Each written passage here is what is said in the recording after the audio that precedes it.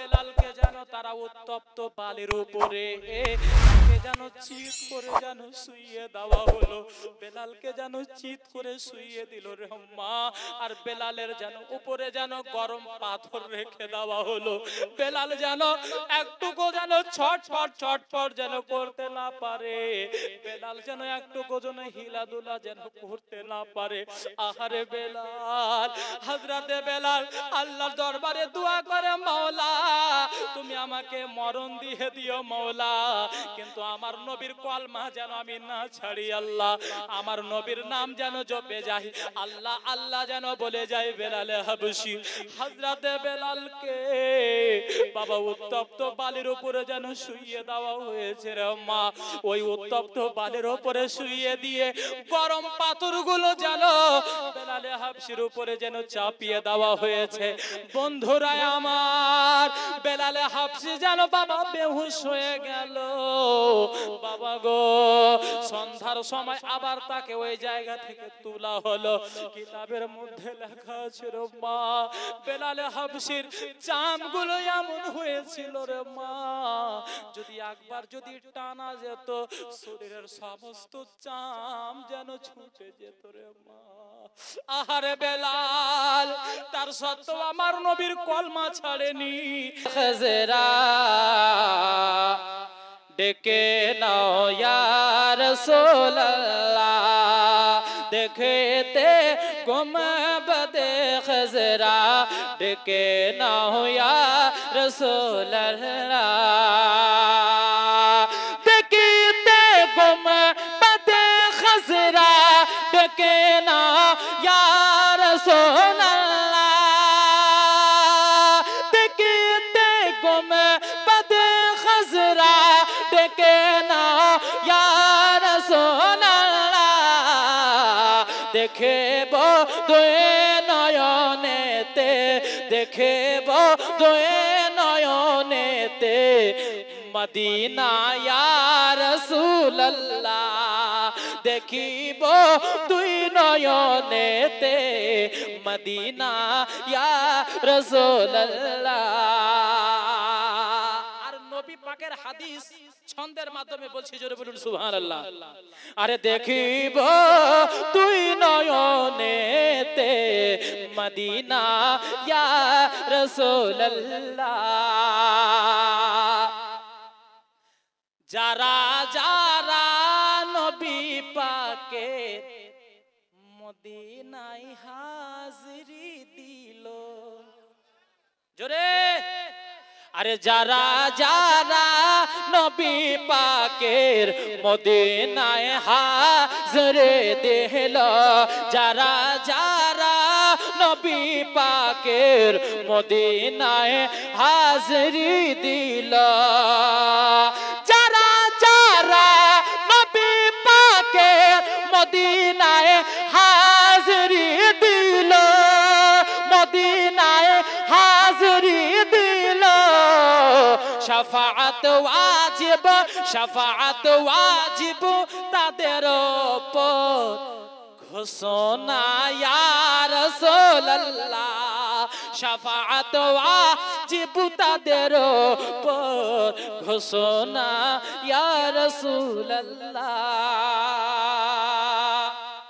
আরে নবীজির দিদারের আশায় কতই না রাত কেটে যায়, আরে নবীজির দিদারের আশায় কতই না রাত কেটে যায়, নবীজির দিদারের আশায় কতই না রাত কেটে যায়, কতই না রাত কেটে যায়, স্বপ্নেতে দিদার দিতে, স্বপ্নেতে দিদার দিতে, এসো গো ইয়া রাসূলুল্লাহ, স্বপ্নেতে দিদার দিতে, এসো গো ইয়া রাসূলুল্লাহ, দেখিতে গুম্বদে খাজরা ডেকে নাও ইয়া রাসূলুল্লাহ। আল্লাহুম্মা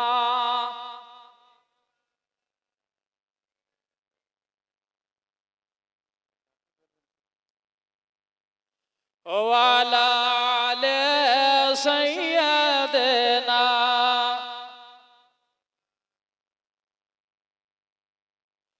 বেরাদার বন্ধুরা, আমার মা বোনেরা, বলতেছিলাম বাবা হযরত বেলাল হাবশী রাদিয়াল্লাহু তাআলা আনহুকে আবু জেহেল যেন বলে, ও বেলাল, আমি তোমাকে মারতে পারবো না। বেলাল, কেন না? আমি তোমাকে ভালোবাসি। বেলাল গো, ও বেলাল, তুমি ওই কলমা ছেড়ে দাও। বেলাল গো, তোমাকে কি দিয়েছে যার জন্য তোমার এত মায়া, এত বড় দয়া? বেলাল গো, ও বেলাল, তুমি কলমা ছেড়ে দাও। বেলাল, যদি তুমি কলমা ছাড়ো গো, তাহলে আমি উমাইয়াকে বলে এত টাকা পয়সা দিলাম, তুমি 14 পুস্তান তোমার বসে খাবে, কিন্তু তোমার টাকা পয়সা শেষ হবে না। বেলাল জানো আবু জেহেলকে বলে, আবু জেহেল রে, ওরে আবু জেহেল, তোর হাতের মধ্যেকার পাথর আমার নবীকে চিনতে পারলো রে, কিন্তু তুই মানুষ হয়ে আমার নবীকে চিনতে পারলি না। আবু জেহেল আমার নবীকে গাছে চিনতে পারলো, ওরে আবু জেহেল রে, আমার নবীকে উটে চিনতে পারলো, আমার নবীকে বনের হরিণী চিনতে পারলো রে আবু জেহেল, কিন্তু তুই আমার নবীকে চিনতে পারলি না। ওরে আবু জেহেল রে, তোর পোড়া কপাল রে, কিন্তু আমি বেলাল আমার নবীর কলমা পড়েছি, জান দিয়ে দেব, কিন্তু কলমা ছাড়বো না। এই কথা যখন বলা বাবা হযরতে বেলাল হাবশী রাদিয়াল্লাহু তাআলা আনহুর উপরে যেন আঘাত যেন করতে লাগলো। ওই আবু জেহেল আমার নবীর পাক্কা দুশমন হযরতে বেলাল হাবশীর উপরে যেন আঘাত করতে লাগলো বাবা। চাবুকখানা নিয়া বেলালের উপরে আঘাত যখনই করেছে বাবা, বেলালের যেন শরীর ক্ষত বিক্ষত হয়ে যেন রক্ত ঝরতে লাগলো। আহারে বেলাল এতটা কষ্ট করেছে, তবু আমার নবীর কলমা খানা ছাড়েনি। ওরে বেলাল, এত মহাব্বত করেছো বেলাল, কিসের জন্য?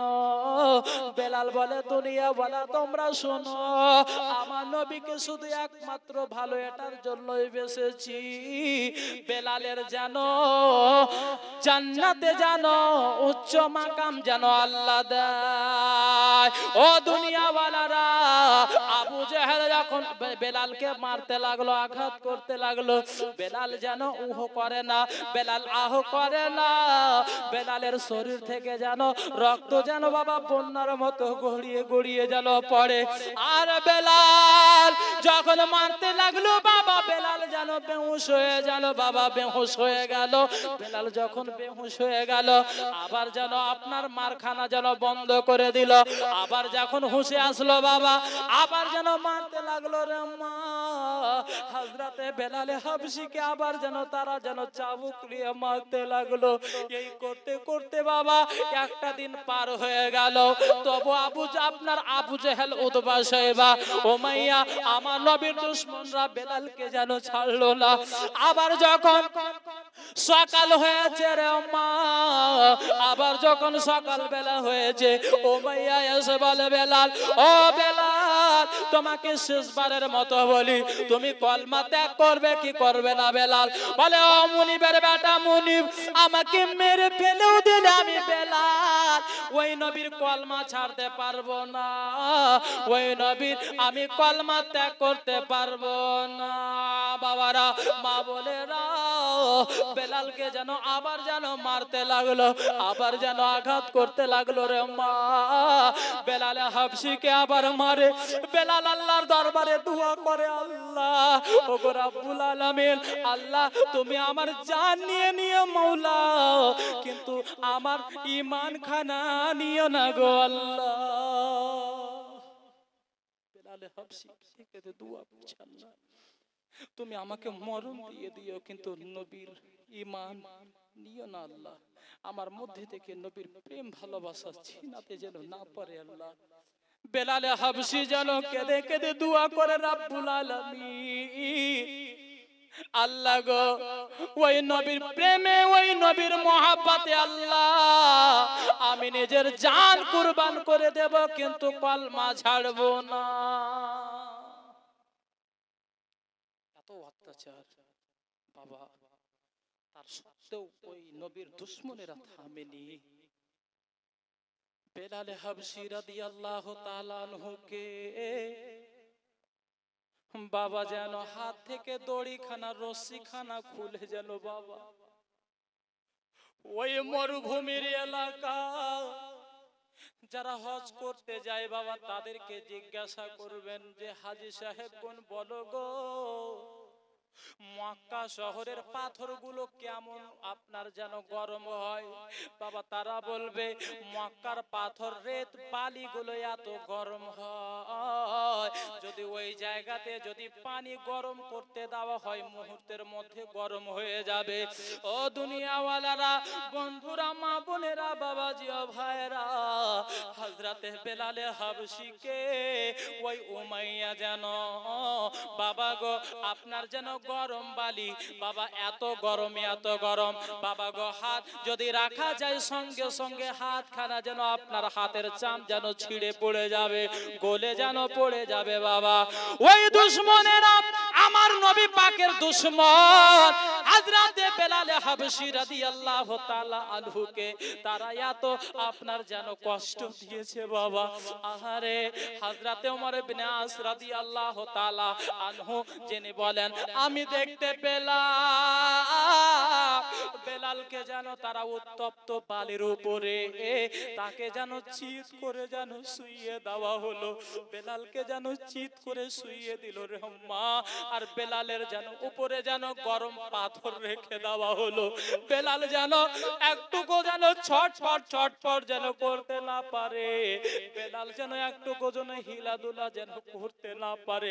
আহারে বেলাল, হযরতে বেলাল আল্লাহর দরবারে দোয়া করে মাওলা তুমি আমাকে মরণ দিয়ে দিও মাওলা, কিন্তু আমার নবীর কলমা যেন আমি না ছাড়ি আল্লাহ, আমার নবীর নাম যেন জপে যাই আল্লাহ আল্লাহ যেন বলে যাই বেলাল হাবশী। হযরতে বেলালকে বাবা উত্তপ্ত বালির উপরে যেন শুইয়ে দেওয়া হয়েছে রে মা, ওই উত্তপ্ত বালির উপরে শুইয়ে দিয়ে গরম পাথরগুলো যেন বেলাল হাবশীর উপরে যেন চাপিয়ে দেওয়া হয়েছে। বন্ধুরা আমার, বেলাল হাবশী যেন বাবা বেহুশ হয়ে গেল বাবা গো। সন্ধ্যার সময় আবার তাকে ওই জায়গা থেকে তোলা হলো, কিতাবের মধ্যে লেখা ছিল মা বেলাল হাবশীর চামগুলো এমন হয়েছিল রে মা, যদি একবার যদি টানা যেত শরীরের সমস্ত চাম যেন ছুটে যেত রে মা। আহারে বেলাল, তার সত্ত্বেও আমার নবীর কলমা ছাড়েনি, আমার নবীর ওয়াফাদার হয়ে থেকেছে। ওই বেলাল হাবশী যেন বাবা এতটা কষ্ট সহ্য করেছে, তার সত্ত্বেও ওই কাফিরেরা, তার সত্ত্বেও নবীর দুশমনেরা বেলালকে ছাড়েনি বাবা। হযরতে ওমর ইবনে আস রাদিয়াল্লাহু তাআলা আনহু তিনি বলেছেন বাবা আমি রাস্তা দিয়ে যাচ্ছিলাম, দেখতে পেলাম বেলালের উপরে যেন ওই উমাইয়া আর উমাইয়ার সঙ্গীরা যেন বেলালের উপরে যেন অত্যাচার করতে আছে। ও বেরাদার বন্ধুরা, মা বোনেরা, বেলালের উপরে যেন অত্যাচার করতে আছে।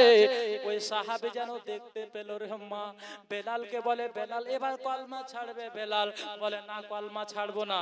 বেলাল শুধু নবী নবী নবী নবী বলে যায়, বেলাল শুধু আল্লাহ আল্লাহ আল্লাহ আল্লাহর নাম জপে যায়, বেলাল আর কিছুই যেন বলে না। যখন আমার নবীর নাম জপে বাবা আবার তারা রেগে যায়। ওই সাহাবী দেখতে পেল বাবা হযরতে বেলালের যেন কাঁধে চেপে গেল গো, কাঁধে চেপে যাওয়ার পরে কোন রিওয়ায়াতে বলেছে বুকে চেপে গিয়েছিল, বুকে চেপে যাওয়ার পরে বেলালের গর্দনখানা গলাখানা টিপে এমন ভাবে আপনার টিপেছিল বেলাল সঙ্গে সঙ্গে যেন বেহুশ হয়ে গিয়েছিল বাবা। ওই সাহাবী মনে মনে ভাবলেন যে মনে হয় বেলাল মরে গেল, বেলাল মনে হয় ইন্তেকাল করে গেল। তার সত্ত্বেও রে মা হযরতে বেলাল হাবশী রাদিয়াল্লাহু তাআলা আনহুকে তারা ছাড়েনি।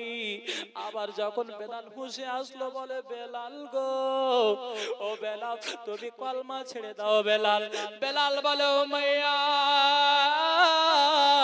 আমি যদি কলমা ছাড়তাম গো তাহলে আমি এতটি মার কেন খেলাম? এতটি মার খাওয়ার পরেও কি আমি বেলাল কলমা ছাড়বো? ও মাইয়া শোনো, ও আবু জাহেল উতবা সাইবা তোমরা শোনো, তোমরা যত আমাকে আঘাত করো গো, তোমরা আমাকে যত মারো গো, ততই আমার নবীর মহব্বত বাড়তে আছে। তোমরা যত আমাকে আঘাত করছো ততই আমার নবীর ভালোবাসা আরো আমার প্রতি বাড়তে আছে। ও গো মাইয়া তোমরা আমাকে মেরে ফেলে দাও কোনো অসুবিধা নাই, কিন্তু আমি বেলাল আমি নবীর কলমা ছাড়ব না। আরে ভালো যদি না বাসা যায় বেলাল ভালোবাসা,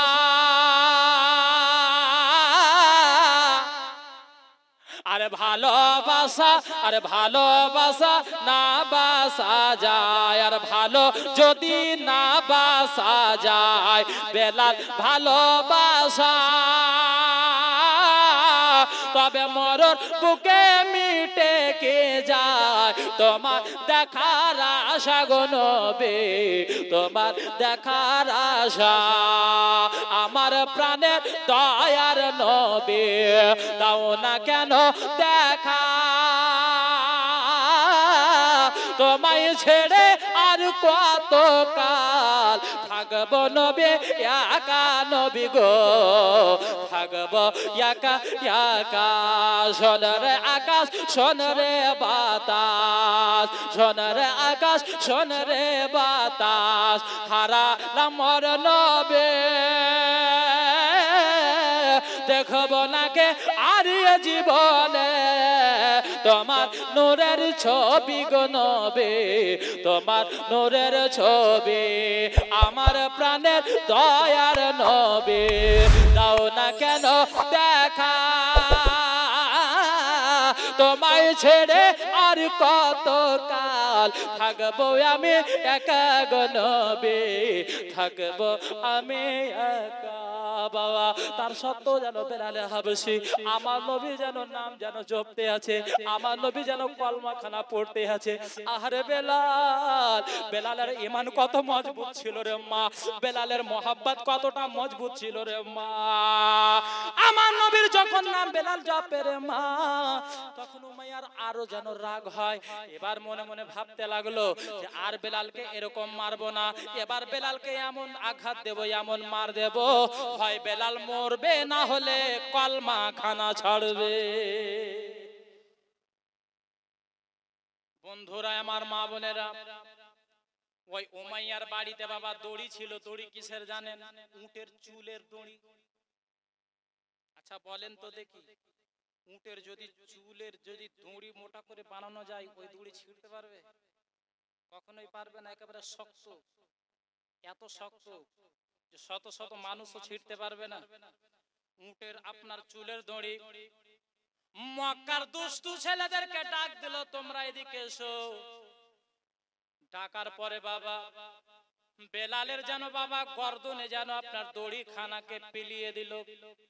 দড়ি খানাকে যেন গলাতে বেঁধে দেওয়ার পরে ওই মক্কার দুষ্ট ছেলেদেরকে যেন বাবা ঘোড়ার উপরে চাপিয়ে দেওয়া হলো, আর দুই দিক থেকে যেন তাদেরকে দড়ি যেন ধরিয়ে দেওয়া হলো।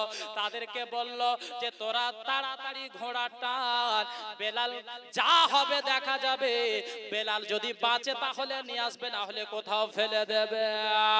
বাবা গো এইভাবে যেন মক্কার দুষ্ট ছেলেরা বেলাল হাবশীকে যেন বাবা দুই দিকে বেঁধে যেন বাবা টানতে লাগলো, আপনার হিচড়াতে লাগলো।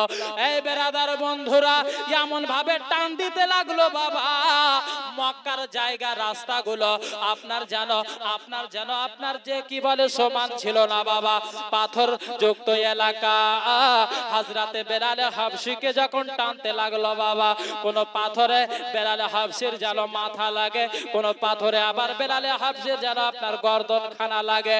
এইভাবে টানতে টানতে রে মা বেলাল হাবশির যেন মাথা ফেটে যায়, আপনার শরীর থেকে যেন আপনার ক্ষত বিক্ষত হয়ে রক্ত যেন গড়িয়ে গড়িয়ে পড়ে। সন্ধ্যা যখন হয়েছে বেলাল হাবশি যেন বাবা বেহুশ হয়ে গিয়েছে। ওই দুষ্ট ছেলেরা যেন উমাইয়ার বাড়িতে এনে ফেলে দিল, বলে ওগো উমাইয়া এই নাও বেলাল বেহুশ হয়ে গিয়েছে, বেলাল এখন পর্যন্ত মরেনি। বাবা গো, একদিন দুই দিন না 3-4 দিন পর্যন্ত বেলাল হাবশিকে কোনো পানি পান করানো না, কোনো খাওয়া দাওয়া না। রাতের অন্ধকারে বেলাল হাবশিকে ঘরের মধ্যে বন্দী করে দেওয়া হলো। বেলাল যেন ওই ঘরের মধ্যে অন্ধকার ঘরে, বেলাল যেন বাবা নিরিবিলি জায়গাতে আল্লাহর দরবারে দোয়া করে, মালিক তোমার নবীকে ভালোবেসে আল্লাহ যদি এতটা কষ্ট সহ্য করতে হয়, কষ্ট যদি হয় আল্লাহ আমি কষ্ট সহ্য করে নেব। ওগো আল্লাহ, আল্লাহ এরা যতই কষ্ট থাক না কেন আল্লাহ তোমার নবীর মহব্বতে আমি কষ্ট সহ্য করে নিতে রাজি আছি। বাবা গো, বেলাল হাবশি রাদিয়াল্লাহু তাআলা আনহু বাবা গো আমার নবীর নাম জপতে জপতে ঘুমিয়ে যায়, আল্লাহর নাম জপতে জপতে ঘুমিয়ে যায়। বেলাল আমার নবীর নাম জপতে জপতে ঘুমিয়ে যায় বাবা। শরীরের সমস্ত ক্লান্ত, শরীরের সমস্ত আঘাত দূর হয়ে যায়। যত আপনার মার আঘাত আমার নবীর নাম জপে রাত পার হয়, সমস্ত আঘাত দূর হয়ে যায়। জুড়ে বলল। এবার উমাইয়া মনে মনে ভাবলো যে বেলালকে আর ছাড়া যাবে না, বেলালকে আর ছাড়া যাবে না, বেলালকে হয় রাখবো আর না হলে গেলে মারবো। বেলালকে ডাকা হলো, বেলাল এবার শেষবারের মতো তুমি বলো, হয় তুমি কলমা ছাড়ো আর না হলে গেলে তুমি মরার জন্য তৈরি হও। বেলাল যেন বলতে লাগলো, উমাইয়া আমি তোমাকে আগে বলে দিয়েছি উমাইয়া, আমি জান দিতে রাজি আছি কিন্তু নবীর কলমা কোনো মতেই দেব না। ও উমাইয়া তুমি আমার জান নিয়ে নাও, আমি জান খানা দিয়ে দেব কিন্তু কলমা খানা দেব না। এই কথা যখন বলা বাবা, বেলালের হাত এবং পা দড়ি দিয়ে বেঁধে দেওয়া হলো। বেলালের হাত পা বেঁধে দেওয়ার পরে যেন বাবা উনুনে যেন বাবা একটা লোহা, একটা শিক যেন গরম করতে লাগলো রে মা। ওই আপনার লোহা শিকটা গরম করতে লাগলো। বন্ধুরা আমার, মা বোনেরা, ওই শিকটা এত লাল হয়েছে মা, সূর্যের মতো লাল হয়েছে।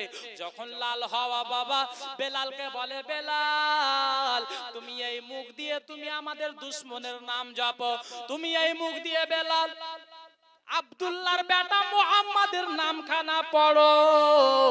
ও বেলাল আর তোমার এই মুখ খানা রাখবো না, ও বেলাল আর এই তোমার মুখ খানা রাখবো না, না থাকবে বাস না বাজবে বাঁশরে। ও বেলাল আর তুমি তোমার নবীর নাম নিতে পারবে না, আর আব্দুল মুত্তালিবের পোতার নাম নিতে পারবে না, আব্দুল্লাহর বেটার নাম নিতে পারবে না, শেষ জামানার শেষ নবীর নাম নিতে পারবে না। এই কথা বলে বাবা বেলালের জিহ্বা খানা যেন টানা হলো, বেলালের জিহ্বা ধরে যেন বাবা মুখ থেকে যেন বের করেছে গো। যখনই আপনার বের করার মা ওই আপনার গরম শিকটাকে জিহ্বাতে লাগিয়ে দেওয়া হয়েছে। এত গরম শিক, এত গরম লোহা বেলালের জিহ্বাতে লাগানো হয়েছে রে মা। বেলাল হাবশি আল্লাহ বলে চিৎকার দিয়ে বেলাল বেহুশ হয়ে পড়ে গেলেন। তবুও ওই কাফিরেরা নবীর দুশমনেরা আমার বেলালকে ছাড়েনি রে মা। কতটা কষ্ট সহ্য করেছে, কতটা আঘাত যন্ত্রণা বেদনা সহ্য করেছে ওই বেলাল। বন্ধুরা আমার মা বোনেরা, এতটা আঘাত সহ্য করেছে বাবা। ওই বেলাল আবার যখন হুঁশে আসলো বাবা, বন্ধুরা মা বোনেরা, আবার যেন শিক লাগানো হলো, আবার বেহুশ হয়ে গেল। বেরাদার বন্ধুরা, হযরতে আবু বকর সিদ্দিক রাদিয়াল্লাহু তাআলা আনহু ওই রাস্তা দিয়ে যেন বাবা যাচ্ছিলেন, শুনতে পেলেন যে ওমর যেন হযরতে বেলাল হাবশির উপরে যেন অত্যাচার হচ্ছে, উমাইয়া যেন তার গোলাম বেলালের উপরে যেন অত্যাচার করতে আছে। আবু বকর শোনার সঙ্গে সঙ্গে যেন আর সহ্য করতে পারলেন না, সঙ্গে সঙ্গে যেন উমাইয়ার কাছে চলে গেল।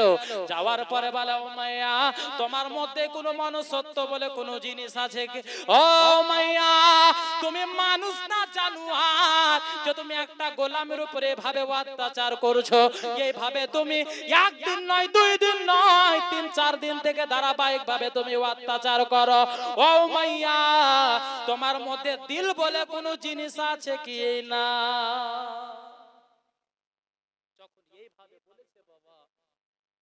উমাইয়া বলতে লাগলো, ও আবু বকর, তোমাকে কেন চোট লাগে? যদি চোট লাগে তাহলে নিয়ে নাও, যদি চোট লাগে আমার গোলামকে তুমি কিনে নাও। আমি আমার গোলামকে কিনেছি, আমি আমার গোলামকে মারি চাহে রাখি, আমার ব্যাপার।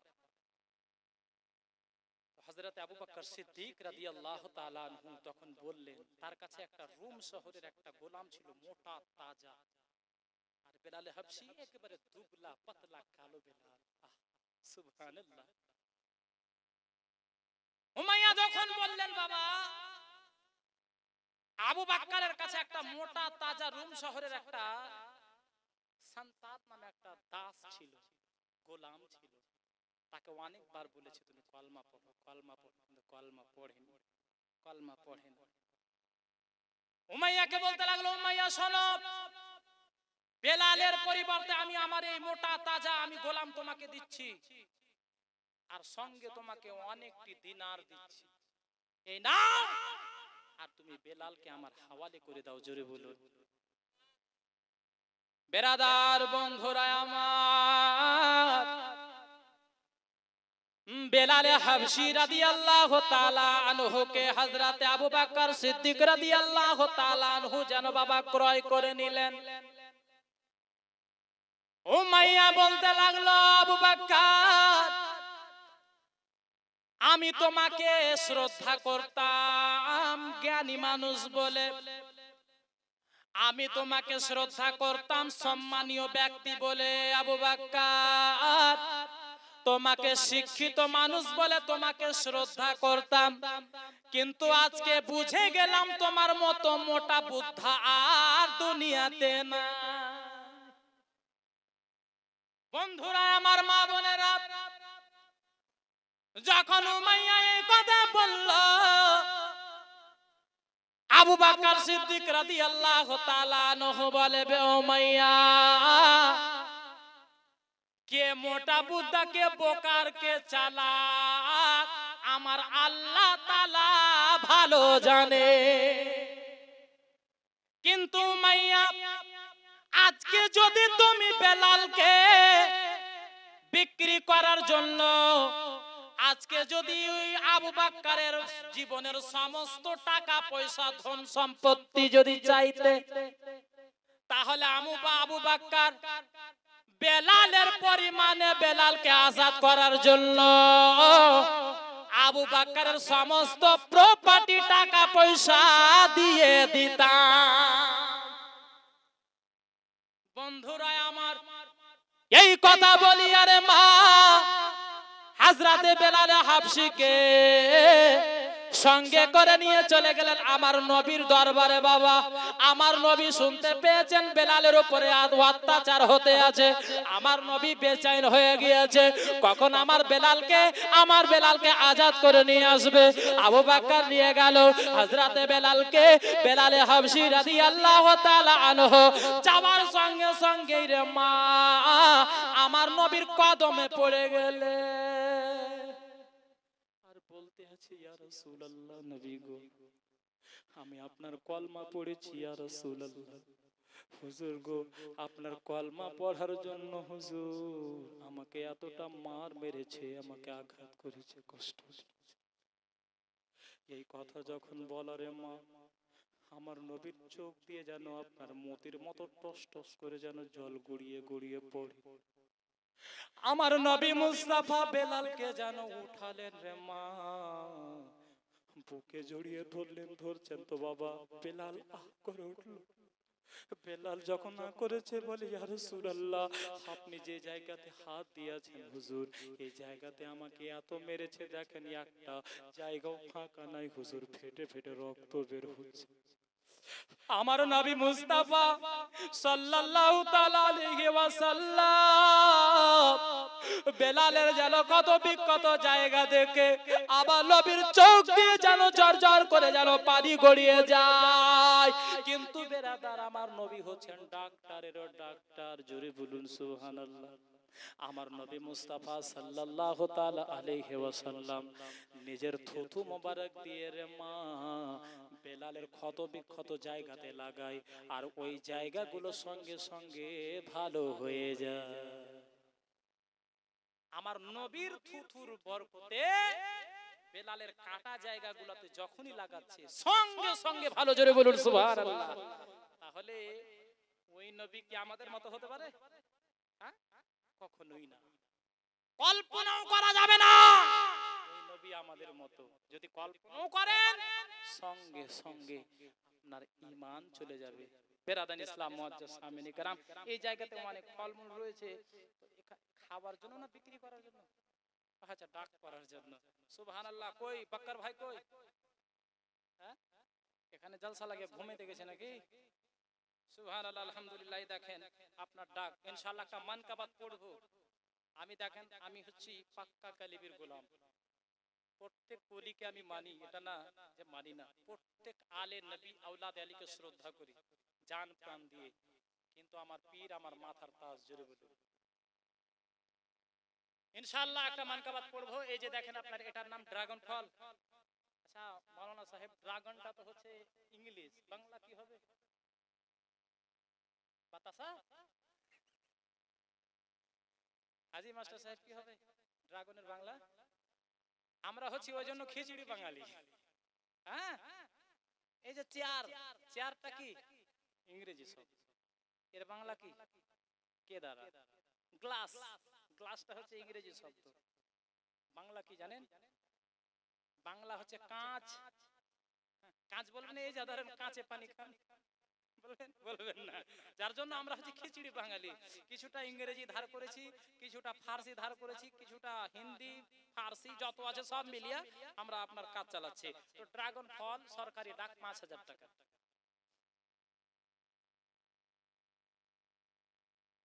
সরকারি ডাক ৫,০০০।